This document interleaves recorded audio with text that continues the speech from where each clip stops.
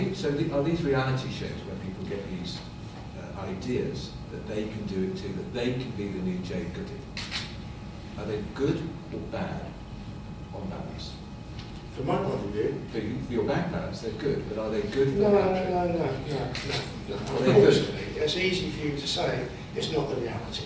You know, I've had 2 reality TV stars on my books of 40 odd years, and I don't need either of them to contribute to the huge welfare of humanity. So it's unfortunately not the case, but the simple fact is that very, very few of them are going to be successful or make anything like a good living out of it. But it is a drug. Yeah. And it's like all of these drugs that people become obsessed. But there'd be fewer people. What I'm trying to make is there'd be fewer of these young people dreaming the dream if there wasn't such a plethora of these reality shows. Yeah, but that's, yes, of course, if you didn't see the opportunity, then you wouldn't be thinking along those lines. But that's the reality, and that's the reality of the TV industry and also the media.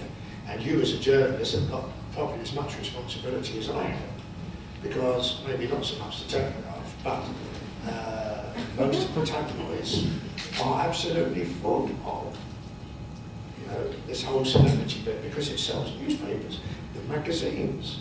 Their whole base of these magazines, the OKs, the Hellos, all these Heat and Closer and all the rest of them, it's all about celebrities. And if you look at that magazine now, and probably in a year or two's time, you'll find probably 80% of the names are different. With the exception maybe Victoria Beckham. And yes, unfortunately, but she's got huge talent, allegedly. Yeah, but the other point is that as this becomes easier for newspapers to feast on, and because we're dealing with falling readership as the web takes over and people don't buy the analog paper version of it, less investment goes into newspapers. So we don't have the staff base or the photographic base. It's left to agencies chasing things around, I think pictures or whatever. So it becomes this ever-decreasing circle that newspapers are sort of like locked into the plot, particularly the tabloids. They are not critical of the process. They need the process to keep readership up because it's a business deal for them. No one's got the commitment to stand outside the process. So it's just creating a bigger and bigger universe. And of course, the broadsheets get closer to the tabloids. I mean, when Jade was in the last couple of months of her life, and I was getting 50 or 60 calls a day from journalists all over the world, I got calls on a daily basis from the Daily Telegraph. Now, why did they write about Jade Goody? Because it sold newspapers. I was actually asked by the BBC World Service to take part in the vitriol. I was astonished that was how far and wide Jade Goody's fame had spread. She is, we have to talk about it because she is a phenomenon. What do you put it down to? You said yourself she had no talent. I think Jade was the right time in the right place. I think an awful lot of people identified with her. That whole reality TV thing came totally naturally to her. She loved the last 7 years of her life. But then don't forget, this was a little girl who by the time she was 5 or 6 was doing the washing, the ironing, the cooking for her parents who were both junkies, who held her back from school. So for her to fight through all of that and achieve what she achieved, why did she achieve it? She achieved it because she went on a program called Big Brother, and it worked for her. And she had, as I say, the most amazing 7 years in terms of where she went, people she made, all the money she made, the interest that she had, the wonderful 7 years. And that, I think, in no small way, explains the system that we have today, that everyone can see that.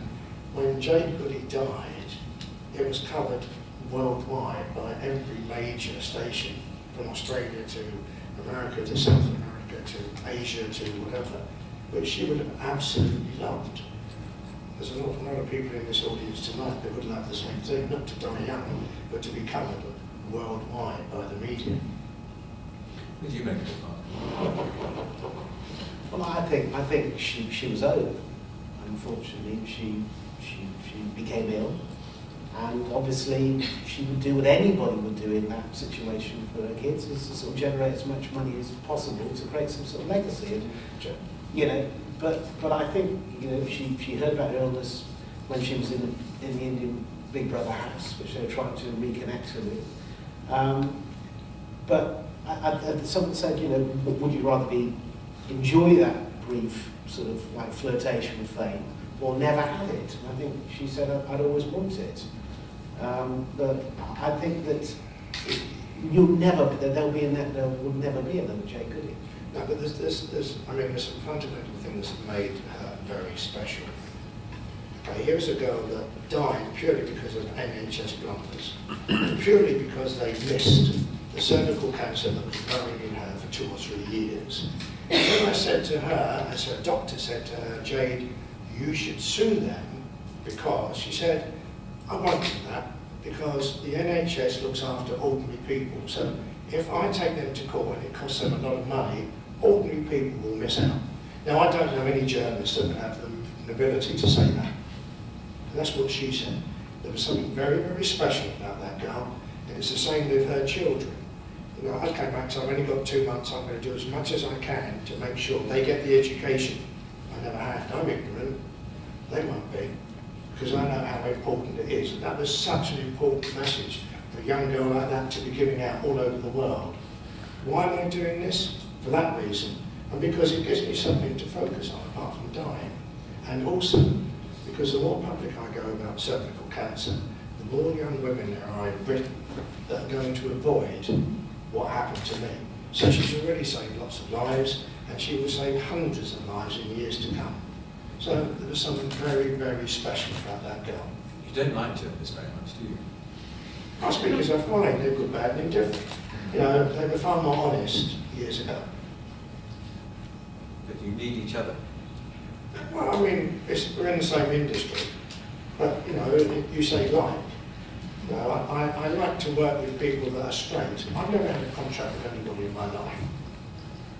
And I've looked after a lot of very big companies and organisations for 10, 20, 30 years. I like to work that way. That's the kind of person I am. Just as I look after a lot of people free of charge. You know, who came to look after Robert Murray when he was being destroyed by the media? Day after day, lies being written about him. Just to explain this, Robert The Murray guy in was the Magdalene McCann case that was given the albino status in Portugal. I didn't see any journalists jumping to his defence. I didn't see the Press Complaints Commission standing up for him and fighting for him. What did he do? He came to me. How? Because no one else will. And we stopped him. Didn't get paid for it. Happy to do it. So, you know, when you talk glibly about the celebrity side of things, it's 1%, less than 1% of the things I've been involved with all my life and still am. Because I do think that's important. I think it's very tough when newspapers and media have an agenda on something. It's very tough to shift it.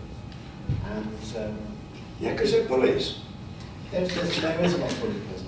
There's a hell of a lot. And when you're in the centre of the hailstorms of negativity, you can't find your way out. Ultimately, you know, the majority of people get the good publicity they pay for.